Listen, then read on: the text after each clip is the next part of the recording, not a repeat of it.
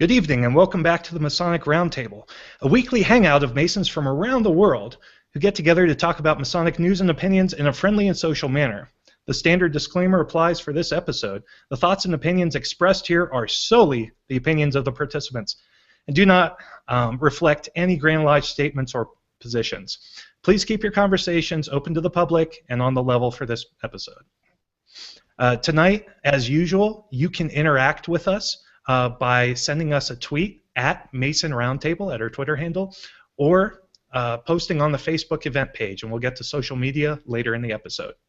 As far as introductions are concerned, my name is Jason Richards, and I am the Junior Warden of Acacia Lodge number 16 in good old Clifton, Virginia. John, you next. Thank you, Jason. I see you have a few others that I assume you will introduce later. So with That's correct. My name is John Ruark. I'm a past master of the Patriot Lodge number 1957 in super awesome Fairfax, Virginia. And I'll hand it off to Robert Johnson.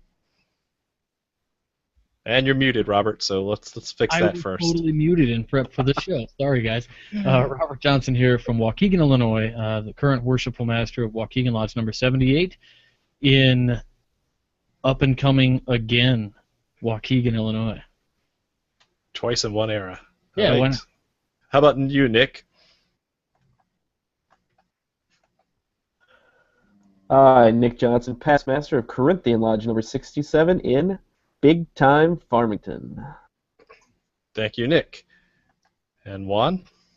Hello, everybody. Juan Sepulveda here from Kissimmee, Florida, member of Orange Blossom Lodge number 80, and the host of the Winding Stairs Freemasonry podcast. All right, and now back to you, Jason. Yes, so this is our episode on American Co-Masonry, and I'd like to turn it over to Brother Matias first to introduce himself and what he is with the order. Thank you, Jason. My name is Matias Cumsille. I'm the past master of Enoch Lodge number 19 out of Salt Lake City, and currently I'm the president of the Grand Council of Administration. Basically, I'm the glorified office manager of the Honorable Order of American Co-Masonry. And then our second guest with us is Brother Karen Kidd. Yes. Please introduce yourself. I'm Karen Kidd. I am Right Worshipful Master of Shemesh Lodge number 13 under dispensation, meeting in the Orient of Seattle, Washington, and I've written some books. Some pretty fantastic books, actually. Very good. All Masonic news then. We have quite a bit this week, so let's get right to it. Again, if you have not registered yet, the clock is ticking. Jason and I will be at the 6th Annual MRF Symposium, that's the Masonic Restoration Foundation Symposium, at the Grand Lodge of Pennsylvania in the city of Brotherly Love, Pennsylvania. And so that will be at the end of August. Hope to see you there. You can check out show notes or go to MasonicRestorationFoundation.org on how to register to go to that. So hope to see you there. And John, we will actually have a table with the vendors at the MRF Symposium. So come and say hi, come and talk to us about the show. We will give you some bookmarks, and bring your Masonic passports, because if you've ever gotten a thank you card from us, we hand emboss all of our thank you cards, and I will have that embosser with me, and I will give you a stamp in your Masonic passport for TMR. Nice. So there's a little something you can take away that no one else has. All right, the next topic that we have is something that I saw and Jason saw about the Orange County Freemasons. I want you to talk about that a little bit, Jason.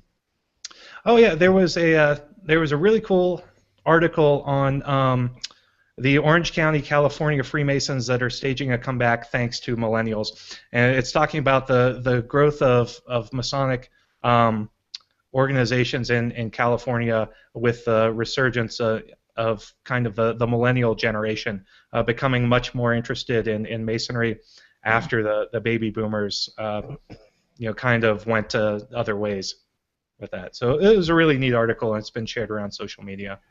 What's great about that is the lodge in Orange County, California. And Orange Circle is the lodge that I first walked up to, and I was actually going to petition there but I chickened out like a punk. But it was so cool because right next door to it is like an old school barber shop, and it's such a cool place down in Orange Circle down there, Old Town Orange, California. And so if you guys are ever walking around and you're in California, you're in the California area, stop by there. It's really cool. I did really like the opening statement. I was in the going to say article that. about that's where we sacrifice the goats, because I was actually at the Grand Lodge of New York a couple weeks ago, and I got to play tour guide because the tour guide didn't show up. And there was actually a point where one of the people was like, "So where do you sacrifice the virgins?" And I pointed to the altar, and I just went on like a 5-minute diatribe about how we're getting away from virgins because they're really hard to find, and then the goats were just messy, so now it's more symbolic, and it was just awesome. From operative to speculative, right? Yeah. Wow. So that happened. Now we just let them watch a video. And I refer you back to the Baphomet episode last week. Northern Masonic Jurisdiction sacrificial video. Yes. That's great. All right, next topic we have, unless there's any other discussion, is on the, let's see what we got here, the Short Talk Bulletins. For those who know about the Masonic Service Association, there has been a brother who has taken upon himself, under the authority of the Masonic Service Association, to go back and record audio of the old Short Talk Bulletins. And Isn't that basically the Whence Came You Masonic podcast? Yeah, take an old paper, dust it off, and read it. Not to take anything away from the MSA, they do some fantastic things with this, but I just want to say, if you don't want to give anything per year, you can just watch, or you can listen to my show, and maybe you'll get a MSA. I don't know. Well, it was really funny, reading this article, because they say that, paying for this and supporting this goes directly to support the MSA, but they crouch it in a way where it's supporting the ideals and values of the MSA, and it doesn't say anything about supporting the MSA monetarily. If you're going to record these Short Talk Bulletins and this intellectual property, I want to make sure that the money that's generated from it is actually going back into the MSA. Yeah, for sure. Well, if you want to do that, then you got to buy the little starter pack that John didn't like. What's the starter pack? That pack of books that you didn't enjoy. Well, that's true. That's true. Yeah, the one they sold. We've talked about that on a previous episode about their Masonic Speakers pack. That's it. Yeah, that's what it was. Oh yeah, that's right. So how do you guys feel about this? Charging money for basically recording public domain stuff? I don't know. Again, I'm with you, Jason. If I knew if it was directly going to a good cause, I could upscale that. I did check it out. The audio is high quality. It is well recorded, so there's not a lot of uhs and ums and all that mixed in. But definitely want to consider how often he's going to update this. They do go through an app called Gumroad. That's basically a content app, and so you'll get all the updates inside of that app. What's kind of interesting, I think, about that whole idea is giving money to support them. If it was going to them, like you said, I would feel good with that because obviously you can't run an organization like the MSA for free. But ultimately, I feel like it kind of comes down to if you really want to provide it, you can just provide it. And I think that's what they did it. The way they did it was listen for nothing or give $1. It was like when Whence Came You came to a point where the people that provided the app for us, it was going to continue to be $2 for somebody to buy the app. You could support the show that way. But the way they changed it was actually that if we were going to continue with the paid app, it was going to be a subscription service for the listeners. Now, personally, I couldn't ask all the listeners to pay $2 every month for access to the show unlimited. While I think if my time is well worth that $2, yeah, absolutely. But the craft gave me something I'm giving back. My 2 cents. Yeah, Yeah, in that case, it Go would ahead, be. Juan. In that case, You it's a think bait and switch. You're trapping them free and then switching it on them and charging. You know me. I think about this differently. Yeah, I think you brothers are looking at it in a certain way. If it's a company or if it's an individual who has to take out of his time to record this, and if he's going to take the time to record it, if some money goes to him, so be it. It's not like they're charging a specific amount for them, right?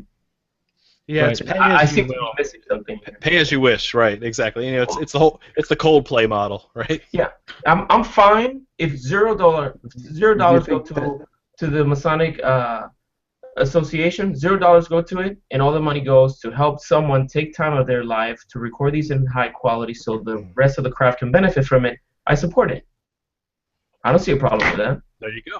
Do you think Now you know Juan's opinion. Exana is That's my looking opinion. At the Oh, top sorry, doing Juan. We things lost you and, there. Like, Yeah. they're like, all right. Because the thing is this, we can't have it both ways. You know, we complain about lodges having the crappiest websites and the most, you know, they have a website up for a month or for a year and then it goes down to nothing, no one maintains it. Yeah, because someone's doing it for free. How long are they going to do it for free? You know, we want something that looks nice.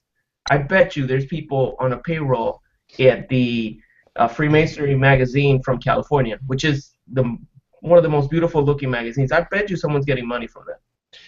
So one thing that I did, and I'll full disclosure, I put the $0 in just to see what the quality was like. I want to find a way if I can go back and actually up that a little bit, because it is high quality and is done with care. So Is it done in 320 kilobytes per second dual channel stereo? dude, no compression. It's awesome. Well done. All Hey, right. we should move on and talk We have- about some guy dressing up as a Templar. We have beat that dead horse. So speaking of riding dead horses, we've got a guy who likes to dress up himself. Let's talk about this. The man dons Knight Templar costume to scare away Muslims from a New York military recruiting center. Apparently, shootings at recruiting centers are a common thing, unfortunately. Not anymore. But if you approach this guy, you'll think twice. So Yeah. why is this Fill Masonic? in the blank to bring a sword to a gunfight. like, I don't know. I mean, I think this guy might Yeah. actually encourage people, you know, like to do something. makes sense to me. Well, and as Karen was mentioning, she's like, that's not a Knights Templar costume. He's got the flag. Yeah. He doesn't have the poodle hat. That's the problem. You have to have the menacing poodle hat. You should have a piece. It's totally a Ren Fair knockoff, but Yeah. Hey man, we just got back from the Dress Red anything Fair. like I got that. sweet killed. I've actually made a Knight Templar costume. Really? Yes. alrighty. That's awesome. One in a book. So now you can start hanging out outside of recruiting centers then, No, I don't. It wasn't for me. It was for somebody else. for someone else to Yes. dodge bullets. Oh, And look he at the has, and he has worn it to lodge. Shampoo. Oh, and Nick, what have you got there? Oh, that is Oh. your Knight Templar. Nick Shampoo. His chapeau. Handsome Nick. That Nick doesn't even use because they have their Class A's.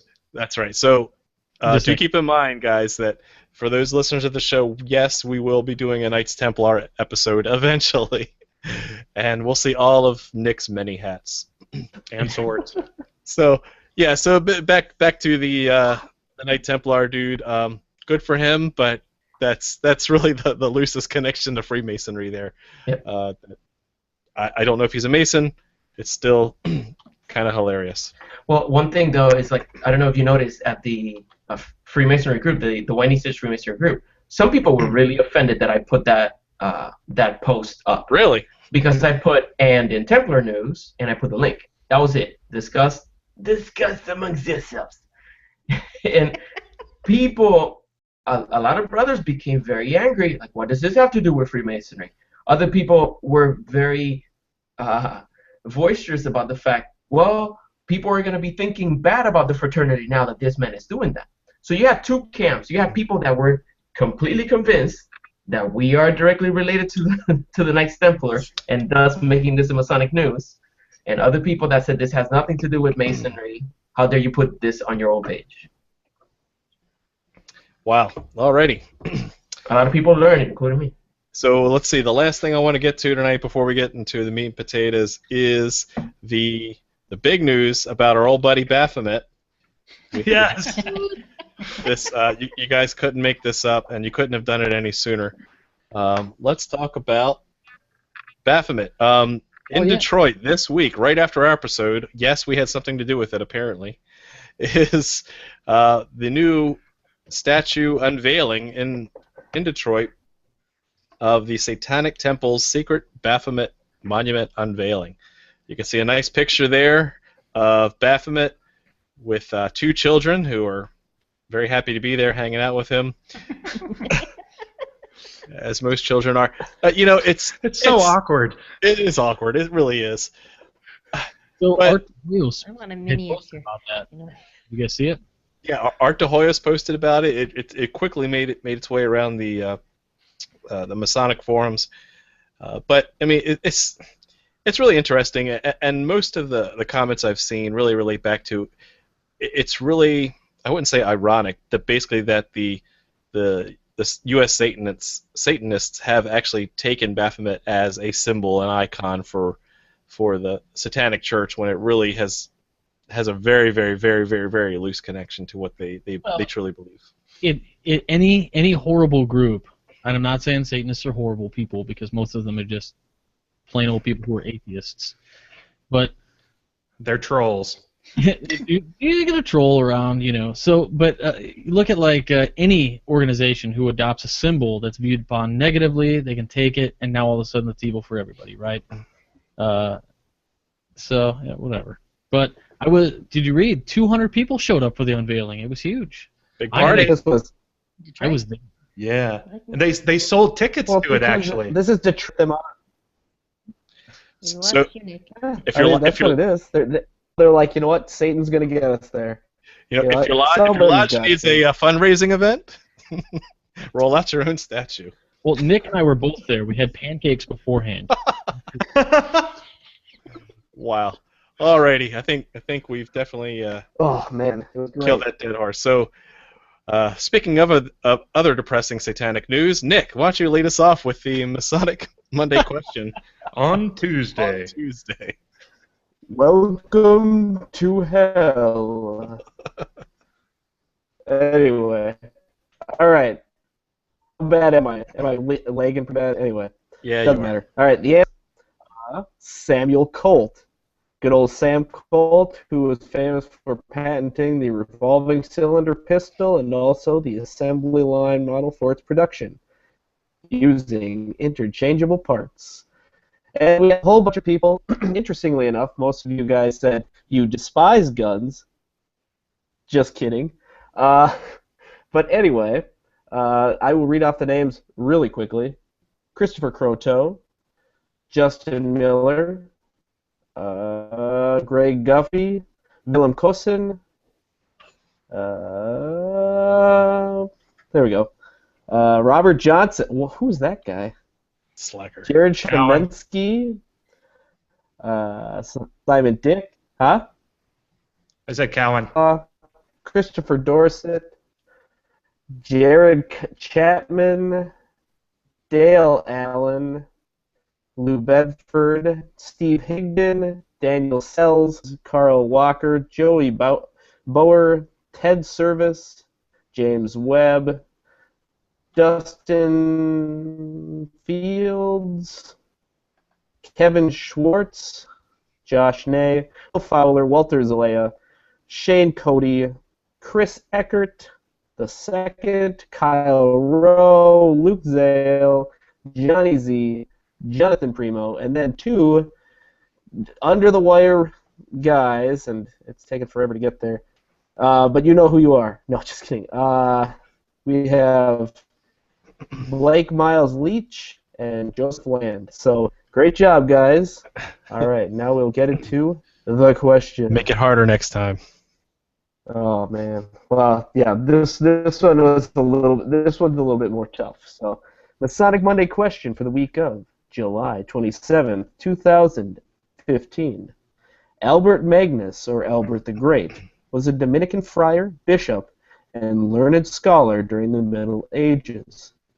Because of his extensive writings on Aristotle, chemistry, astronomy, he was elevated to fabled status. Many alchemical writings were attributed to him, as well as many legends of dubious origin. One such legend involved the designing and construction of this cathedral. The legend says that Albert Magnus was visited by 4 men carrying 4 implements of architecture and design, after which the Virgin Mary appeared, and the 4 men laid out their work for Albert Magnus. And it is with this design that the cathedral was constructed. Your question: which cathedral is Albert Magnus said to have designed, and what 4 implements were the men of his vision carrying? When you have an answer, send it to masonicmonday@gmail.com. Don't forget to include your lodge name, your lodge number, and the hashtag Magic Man. Back to you, Jason. Hey, back to you, John. Oh, jeez. Hey, you said you're running this thing. No. Let's get started. So, Yeah. Co-Masonry. This is a show that we've wanted to do since basically the beginning of the Masonic Roundtable, because it's a very interesting branch of Masonry about which the vast majority of malecraft Masons out there know very little. So this is a great opportunity to shed some light on something that's just really neat. So John, I will turn it over to you to start the discussion. All right, so as usual, I like to start broad and work my way in. So I'm going to start broad. Define it. What is Co-Masonry? Karen? Matias? You want to do it? Oh, I'll do it. Okay. Well, to me, it is the intentional inclusion of both genders in lodge. All right, there you have it. Good night, everybody. No, so this is really fascinating because where did it really come from, at least from American aspects? Because we've talked in the past about unrecognized or as we in mainstream malecraft Masonry call it, clandestine orders, that there really is a big spin-off in France when they relaxed the requirements for belief in a supreme being as well as males only. How did it really make its way into the American Co-Masonry movement? Can you explain a little bit of that? Just to jump in, the development of Co-Masonry has only a glancing anything to do with the Grand Orient, and they didn't attempt to go Co-Masonic until the last few years. I think what you're referring to is the initiation of Marie Durham at Le Pec, and that was not a lodge of the Grand Orient of France. That was a lodge of the I don't do French well. Grand Loge. Can't remember if it's Écossais symbolic or symbolic Écossais, but it was a small Grand Lodge that had been part of the Grand Orient, and this is where the glancing part comes from. They had withdrawn from the Grand Orient over the Grand Orient dropping requirement for a supreme being. And so the Scottish Grand Lodge, that's one way of describing that Grand Lodge, broke over that. However, Le Pec had developed in its bylaws that it presented to its Grand Lodge that they would initiate women, and the Grand Lodge said, no, we'd rather you not do that. And so Le Pec withdrew and was operating as a free lodge when they initiated Marie Durham. Okay, and so you guys fall under that lineage there? Well, the lineage, yes, but okay. we can track our lineage way back the same as you can. Because that's what I was going to ask. Is mainstream Masons have a hard and fast? We can trace all the way back to the mothership, the Grand Lodge of England. 2017, right around the corner. See you there. So can we. So can you describe under what authority, what Grand Lodge trace do you have, and how can you trace back to England per se? Pretty much the same way you do. The Grand Orient of France can trace its origins back to the Grand Lodge of England. And in fairness, really, you're going back to the Grand Lodge of Scotland. I'm more of a Kilwinning girl. And so we come if you follow the lineage, we can trace to the Grand Orient of France. The Grand Orient can trace back to the Grand Lodge of England. There's a whole lot of stops in between, but that's where it is. Mm-hmm. And so basically just politics over the years have really kind of separated some of that. Is that what I'm hearing? Yeah, well, yeah.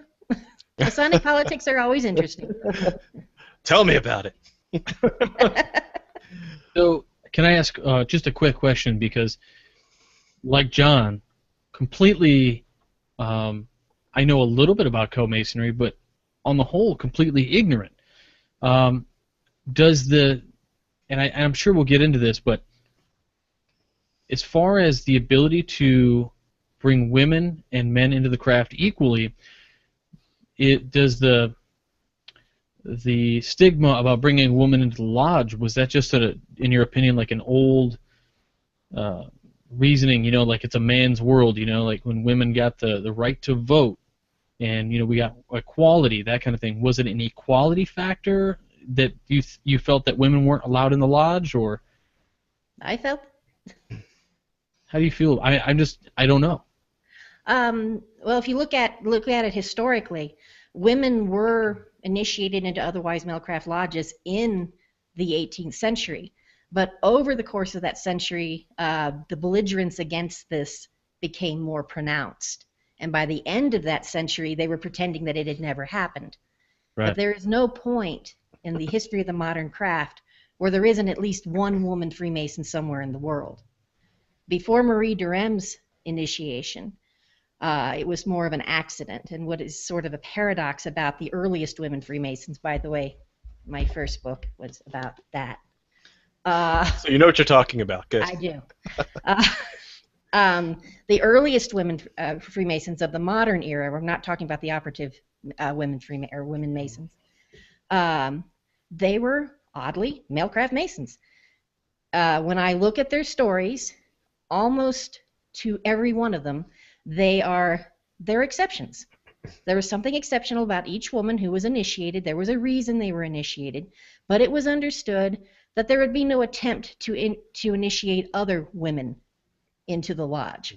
And so, oddly, they lived their lives Masonically as best they could. Some were more successful than others, as male-craft Masons. This is why I said my definition of Co-Masonry is the intentional initiation of both genders in a lodge, because those early women Freemasons really can't be called Co-Masons. Right, they're exceptions to the rule, essentially. Gotcha. Mm-hmm. Very. And could you give us an idea of what some of these exceptions might have been at the time? Quite a few, many. My favorite is actually Catherine Babbington. My second book which is not here, was actually about her. She had been her uncles. This was during. There's a whole book on this, so I'm trying not to take too long. But her uncles were operating a lodge in Boyd County, what is now Boyd County, Kentucky. Then it was Greenup County, Kentucky. And this was during the anti-Masonic period. Okay. And it was kind of dangerous to be a Freemason at that point. But they were operating a lodge in Boyd County under the Grand Lodge of Kentucky as best as it could exist at that point.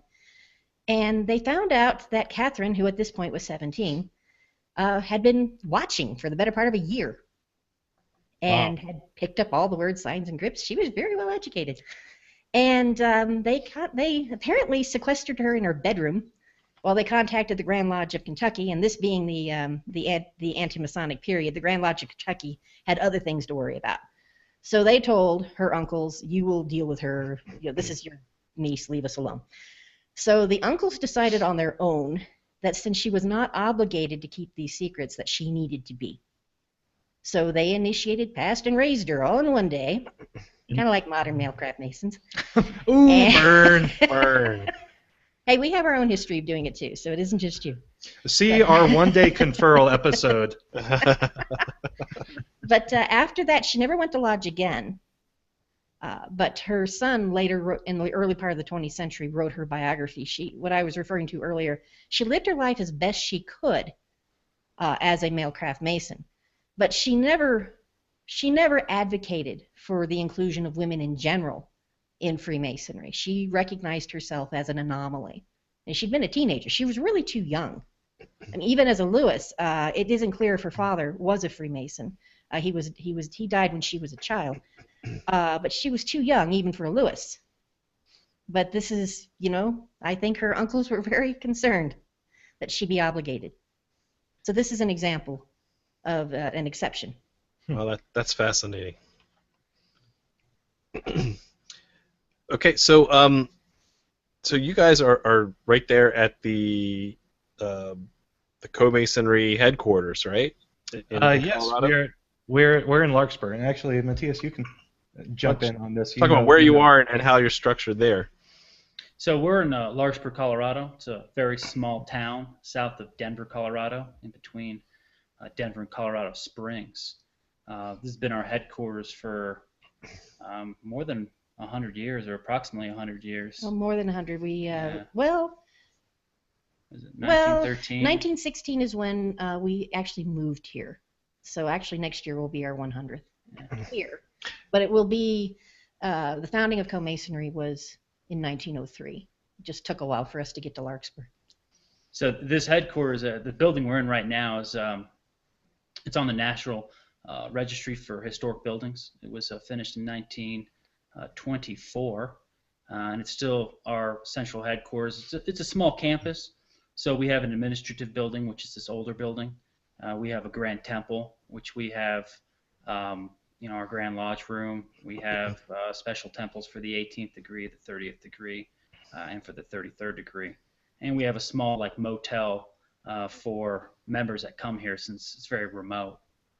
And, so wait a minute, I heard you talk about more degrees than just the 3 degrees. Do you also have appendant bodies? Well, we do things a little different in our Co-Masonic order. So we have something called the Co-Masonic Right, and the Co-Masonic Right is the first 3 degrees, and we do an emulation type ritual. And on top of that, we have the 4th to the 33rd degree. But they're not separate structures. They're one structure. So we do the 1st to the 33rd degree, including some of the English Rite degrees. So we do the Mark degree, the Royal Ark Mariner, and the Holy Royal Arch of Jerusalem. And it's in one consecutive ladder. So as a member of our order, you have to go 1 degree at a time. So you have to take the 1st degree, 2nd degree, 3rd degree, then you take the English Rite degrees of the Mark, Royal Ark, Royal Arch, and then you take the 14th, the 18th, the 30, 32nd, and 33rd. So you can't just decide where you're going and what you're doing. You move up sequentially. And so you actually participate in every single degree, Absolutely. right? Absolutely. Hold on. So you're saying that I can go there and receive the degrees in order over a longer period of time, digest them, understand them, rather than getting 3 degrees over a weekend and I'm a 32nd degree? Yeah, absolutely. And it actually takes quite a long time. So once you're initiated, it's about 5 months to be passed, and then 7 months to be raised. After that, the English rites are a year apart. The 14th and 18th are a year apart, and then the 30th degree, you've had to have been a Master Mason for 10 years. And that's the minimum. Not everybody goes that Yeah, fast. I mean, that's if you're doing everything right. And to get the 30th and 32nd degrees, you have to be a member of more than one lodge, and you've actually had to help form a new lodge. So you don't just get the degrees because you throw some cash down and show up for. Well, I'm out because I like to buy my degrees. Make it rain, Robert. Make it rain. It's raining petitions. And so do you guys have one dues card or the huge sack that I'm stuck, with my George Costanza wallet? So is it just one organization, where it's It's just one organization. We got a Supreme Council, the 33rd degree. They rule the entire structure. I think he was asking about the dues structure. Dues? Well, you have to pay dues to each lodge you belong to. Well, and actually the whole overarching, yeah. So yes, you'll still need your George Costanza wallet for that. Absolutely. That's just incredible, guys. I think it's absolutely fascinating. Now you mentioned that you said a year between a couple of those degrees. Now, do you guys do all the degrees in between those as well, or is it like just those staple steps? Those are the degrees that you can take. And so when you get the 14th, you would receive the 4th to the 14th. But you're actually going through the 14th degree. I mean, do you give the 5th, the 6th, 7th, 8th, 9th, 10th, 11th, 12th, and 13th? Yes. Like you give all those in between too. You're given all of those, and then those we exemplify at special Lodge of Research meetings so that people can actually see those. Gotcha. But we're way too small to put on every single degree. We would have to have numbers like you guys have. Our numbers aren't that good. Okay, so can you talk about, so you talk about the building that you're in. Is that, what's the official title of that? Is that the Grand Lodge of Co-Masons, or what's the official title of that? Building we're in? This is the library. Well, We just call it headquarters. HQ, got it. HQ. So one question that I did bring up in the green room that I was curious about, in some of my research, I did see a big movement in Les Droits Humains, that other Co-Masonry group. How are you guys related to that, or separate from that, or is it complicated? It is complicated, but I'm going to let Karen answer that one. She can give us the history. Well, we were all together uncomfortably for generations. The way I try and explain it to people, because I wasn't actually here for the unpleasantness, but for the entire time we were aligned with Paris, there was a certain amount of push between us.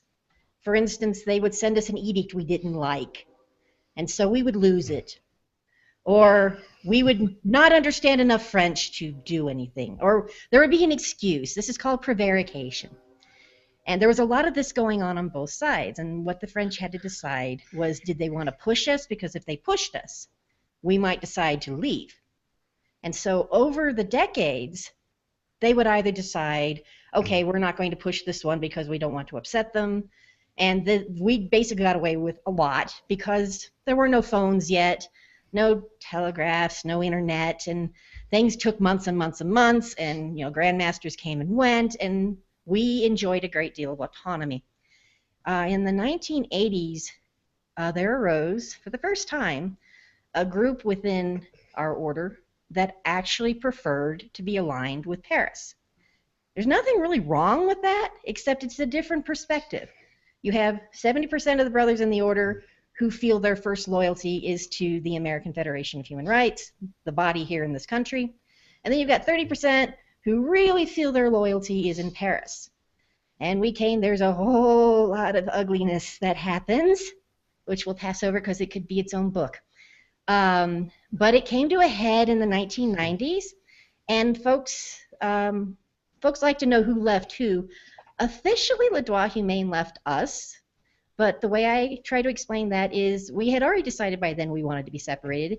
They got to the divorce attorney first. That's all it means. They did leave first. They did found their new organization in Delaware, incorporated in Delaware, and they operate separately from us. But it's really an academic thing. We really weren't together at that point. What we needed was a legal separation, and it took a long time to get that legal separation, but we did finally get it. Question. The parent organization that you mentioned had the words human rights in it. Can you say it again and then explain how that... The American Federation of Human Rights.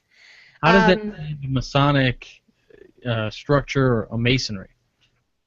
Well, actually the name has its roots in what a lot of our early members were. A lot of our early members were really into the early labor movement of the early 20th century. And so words like federation, that's a trigger word for some of these people.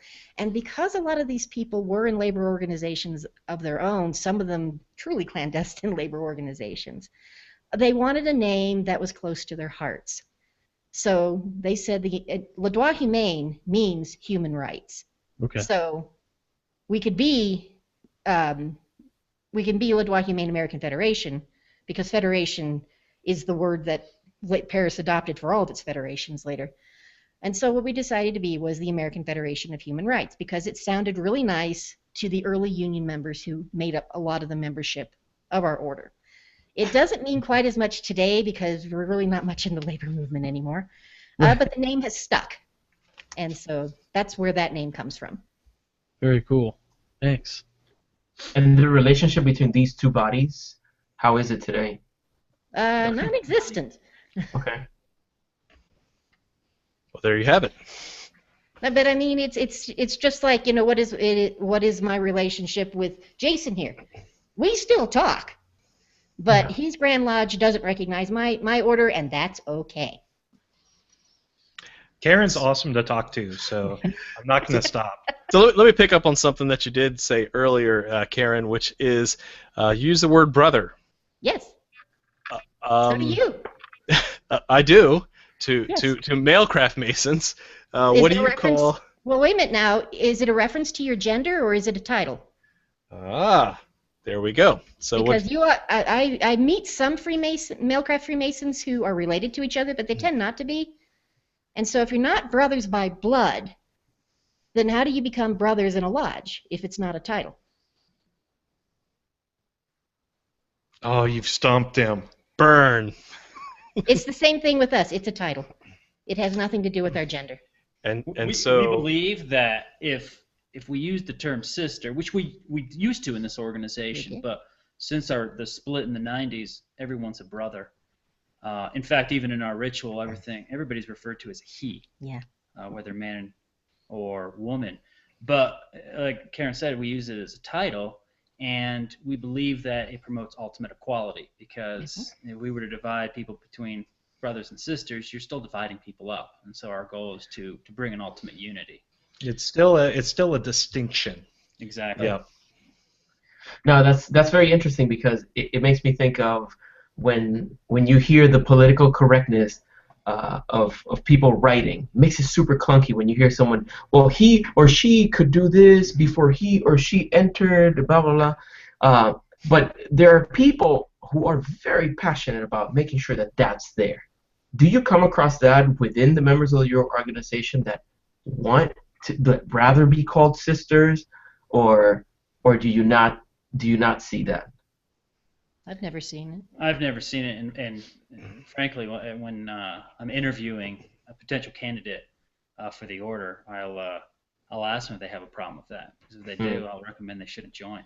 So which actually makes one other thing that just kind of came to mind less of a barrier, which is kind of the transgendered issue, right?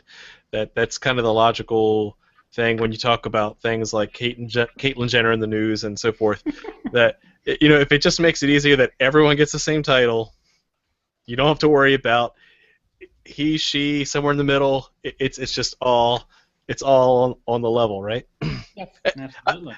But I can appreciate that from a sense of, again, the way you said it was perfect, is that it's one less thing to divide us.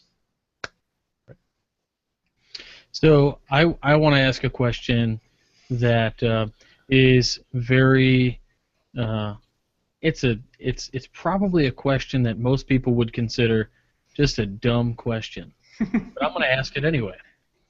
So, you know, we were talking earlier. Jason and John wrote a great piece about homosexuality within the lodge, right? Because a lot of guys they were against the idea of this because, for whatever reasons, maybe it was religious, or maybe they just felt uncomfortable with somebody being attracted in a lodge setting.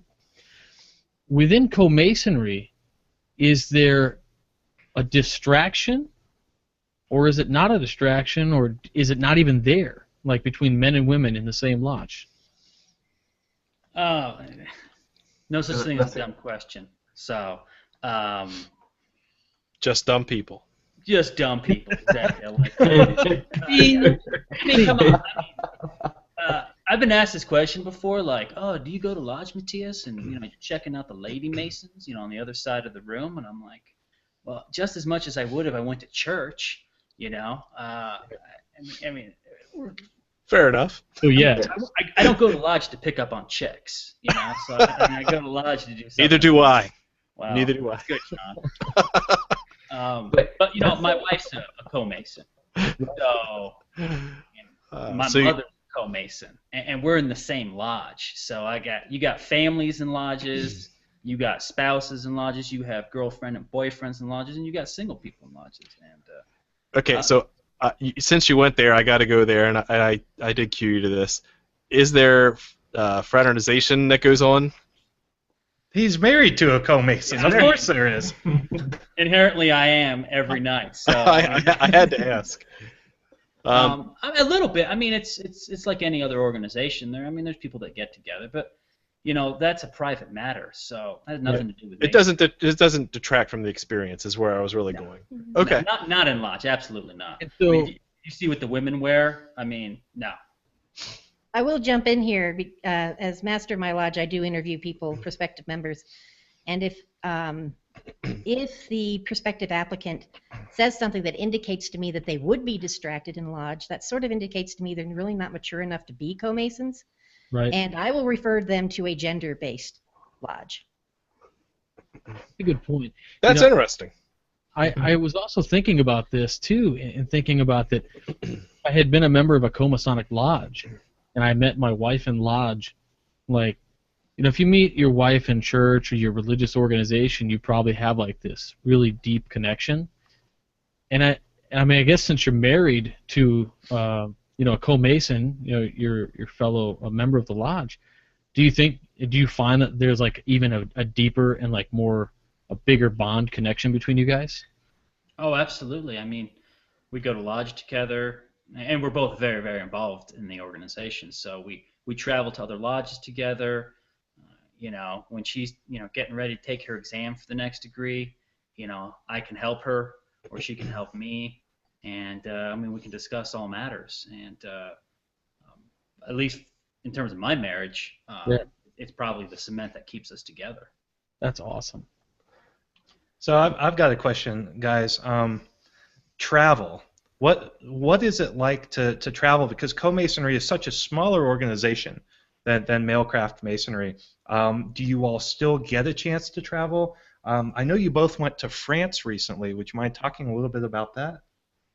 Well, just before we give some experiences, our organization does things a little differently in terms of visitation. So Mailcraft Masons visit our lodges all the time. They tell us not to tell anybody, and that they visited, but they come all the time, and some of them come on a regular basis in some of the Orients. But we basically, if you're a Mason, in any sort of regular way, not like the OTO or anything like that, but the 50 Grand Lodges or the Grand Lodge of England, we allow them to visit, and we allow our members, if Master Masons, to visit any other Masonic organization, including the Grand Orient, or any, even though they don't hold the same values as we do. We do have a requirement for belief in a supreme power, so certain people can't become members of our organization, but visitation we're very laxed on. That being said, me and Karen were both in Paris last month, and we visited several lodges of the Grand Orient, and it was a wonderful experience. Wow, that's fascinating. Well, that certainly raises a concern for me. When you're going through the interview process and you interacting with a potential candidate, you're paying close attention to their character, whether you suspect that they would get distracted by the opposite gender, or if they're going to be genuinely protective of the secrets. But then, if you have a brother that comes from another jurisdiction that doesn't recognize your order, isn't that a conflict, allowing them to sit in lodge with you? Because it shows that they're willing to violate their own obligations. I'm not in the habit of interpreting other people's obligations for them. I think it's inappropriate. Boom. Wow. But wouldn't the inappropriateness of them violating their own obligation again, supersede that? That is their problem. Yeah. I don't like it when someone tells me what my obligation is, and it's really not appropriate for me to tell anyone else. And so for me to even make an internal judgment about that is just wrong. Yeah. Mm-hmm. You know, and it will vary from master to master of lodge. So when I was master of my lodge, I had a gentleman in Salt Lake City who decided to join because he was homosexual and he was being discriminated in his lodge. And I said, well, if you'd like to join, I think you should choose which organization you want to be part of. And he made a decision to demit from the Grand Lodge of Utah and to join the Co-Masonic Lodge. Yeah. Nick, you had a question? Yeah, I'm going to go in a completely opposite direction, but I've done a little bit of research into, well, a lot of research, but anyway, in reading about co-Freemasonry and co-Masonry, it seems like because it comes from that continental side, that there might be a little bit more focus on social change or things like. Do you guys engage in any kind of political, social change or anything like? Because I know in a lot of, I don't know if maybe that doesn't exist in co-Masonry, but I know other organizations, the Grand Orient seems to be very focused on certain things like that. So I didn't know if this was similar. Okay. No, we don't do that. We don't do politics. We don't do religion. You're correct. That is sort of an indication of continental influence.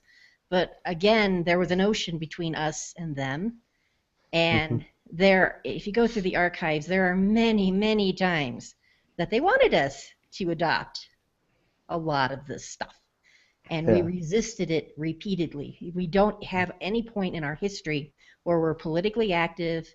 I think the closest we ever came was Louis Wazoo, one of our founders. Somebody asked him who he would like to see as president, and so he kind of said, "Oh," it turned into an endorsement, and it ended up in the newspaper, and it was a mess. But that was more of a whoops. That's not something we've officially done. And are also, if I could just add to that real quick. Certainly. In our lodges, we don't do any business really. We have a pretty elaborate opening, and we have a preliminary ceremony. We do processions, lighting of the candles. We do censing in our lodges, and once we open, besides reading like applications of candidates or things like that, it's all educational. So, we're either doing some sort of festival, like honoring the summer solstice or the winter solstice, or someone's reading a paper and there's a discussion lodge on the symbolism of that paper. But we don't do any business. We don't do any politics. It's purely educational, our organization. But how do you get your pancake breakfasts in order? No pancake breakfast here. I'm sorry. That's it. That's the reason why Co-Masonry is so small. That's funny. In waistline as well as in number of members. Here's another question I had, and obviously I'm going down this, following that continental strain, which I know is an ocean between, so I should ignore it. But now, in our, well, in the hosts, different things. Our different Grand Lodges, it's restricted to men who have a belief in a supreme being.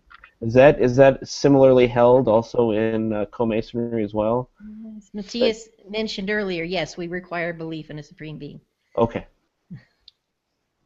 We're probably, it's the wording is a supreme power in our Constitution. Oh, sorry. So it's probably more laxed because we have a lot of people from different religions or people that are not necessarily of any religion, maybe deists, whatnot. So we're probably a little more liberal with what would be considered. So by definition, it's belief in a higher power? Higher power. Okay. Doesn't have to be a being. And do you use the G, denoting deity? We do not use the G. We use a 5-pointed star with a yod in the middle. Wow. Interesting. That's hey, awesome. so let me kind of cut you off there. It's getting kind of late in the hour, and I'll ask if there's one final thing you did not cover that you wish other people knew about Co-Masonry. So I'll let you kind of say one last piece, and then we'll go around for final thoughts and shameless plugs. Karen, Matias, anything you wanted to add that we didn't cover yet? Or are we both getting the last? Oh. Yes. Here you go. I really don't have any idea. Anything that we didn't cover that you wish people knew about Co-Masonry in general? Yeah, there's something I'd like to add, because I know a lot of mailcraft Masons, and we've had a lot of discussions over the years, and one thing that comes up all the time is they think Co-Masons are trying to get mailcraft Masons to recognize us, or that we want you guys to accept women. That's the farthest thing from the truth. We really don't care what you guys are doing. We very much respect the fact that lodges can be only men or only women or mixed, and we believe there should be the freedom to choose which organization you're in. So by no means do we want to change your organization. And if you don't ever recognize us, we frankly don't care. It doesn't make one bit of difference to us. It would be nice, I suppose, but we'll go on our own way with or without you guys. I would jump in and say that there actually is choice, whether it is recognized or not. Mm-hmm. There's I say it in a bunch of places that Freemasonry is triune in nature. There's male craft masonry, female craft masonry, and mixed or co-masonry. And it's a system we know can work largely because it does. There you go. All right, let's hand it off to Robert Johnson to start sending us home with final thoughts and shameless plugs. So, Robert, what have you got? Just wow, man! It was so cool. I've been so curious about this for so long. In fact, in the beginning, when I first started podcasting, the guy I took all my cues from was a podcaster, and you guys might know him. His name is, I'm not going to say the name, I'll just say the podcast, which was the Digital Freemason, Brother Scott. And he had some inklings on, I can't remember if it was the social media or if it was on his website, about his thoughts about Co-Masonry. And I don't know if he ever joined or not. And I always was like, I had thought about it at the time, and I was like, why would you do that? I was very new to Masonry, 3-4 months in. And, as I've grown as a Mason, to understand, what we teach, and one of the first things that we're told in a lodge, right, is, where were you first prepared to be a Mason? Well, that answer knows no gender, right? So it's just a very interesting concept, and I was so excited for this episode because when am I going to get the chance to do this, right? And you guys really delivered.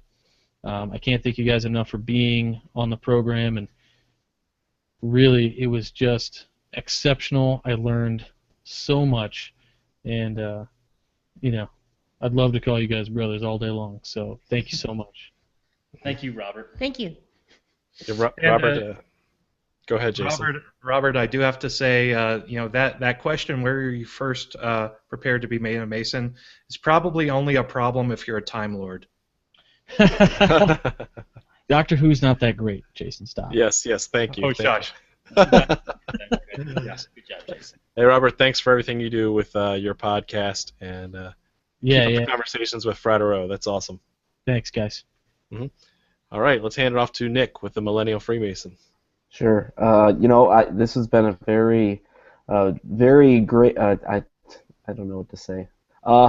It's been very fun. It's been very interesting. It's great to finally meet the person who wrote a book that I recommend to as many people as I can, because it's one of my favorites. And what book is that, Nick?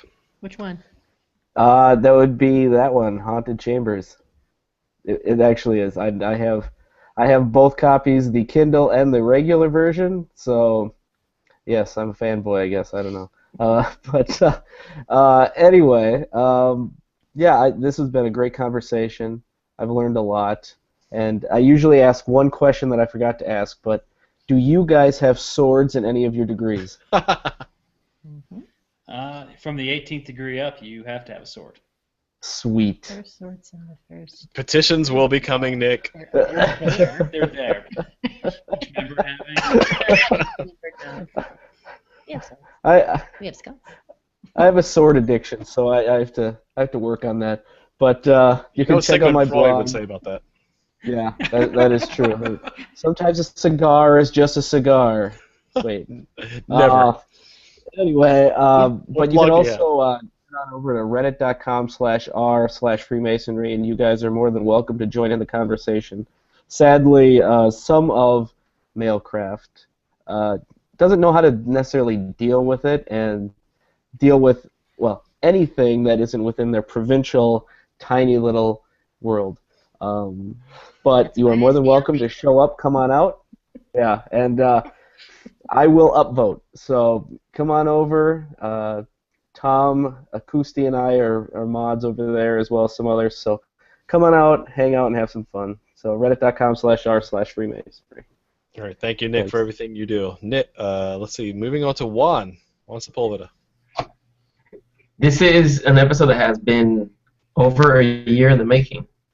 Yeah. First started as what if one day we could, and here you are. Here we have Jason all the way out there meeting the two of you, and I think that's fantastic. We got a chance to make it happen. There were no stupid questions, I think, right? Love you, Robert.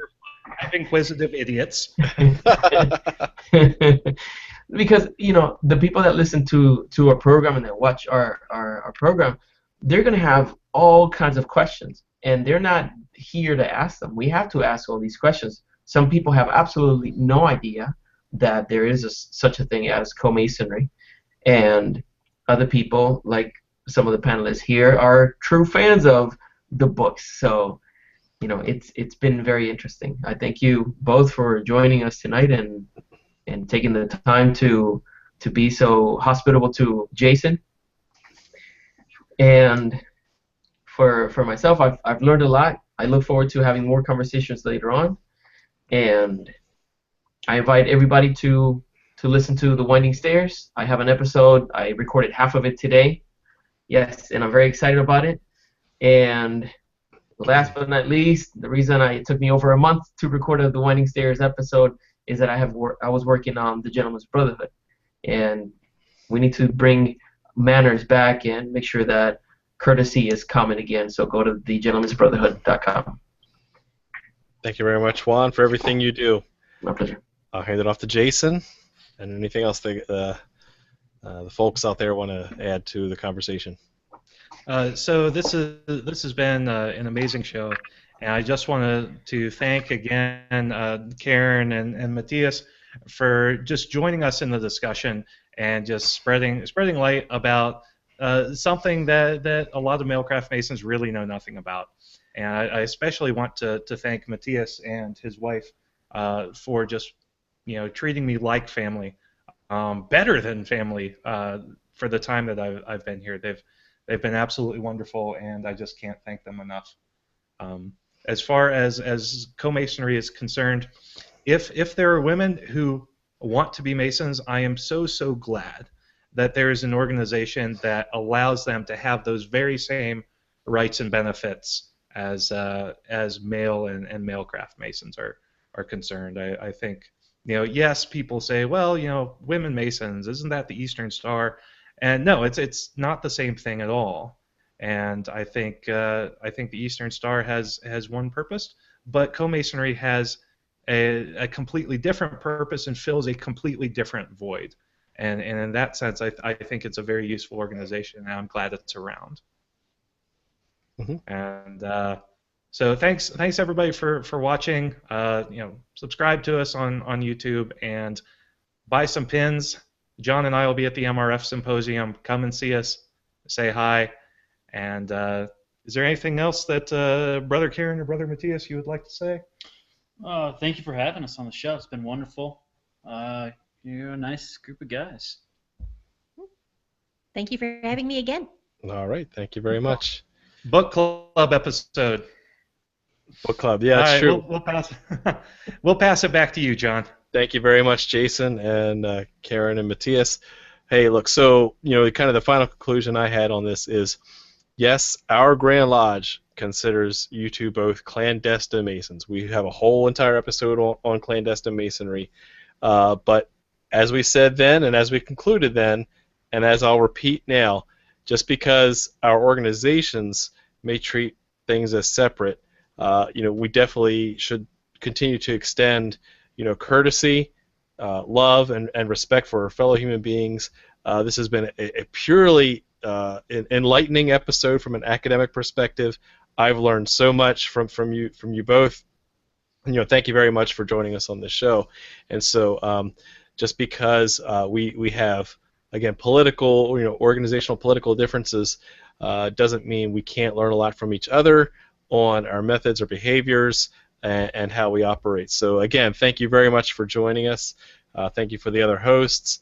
And I wanted to make sure that we'll try to add into the show notes the paper that you wrote, Karen, regarding the difference between AOS and Co-Masonry.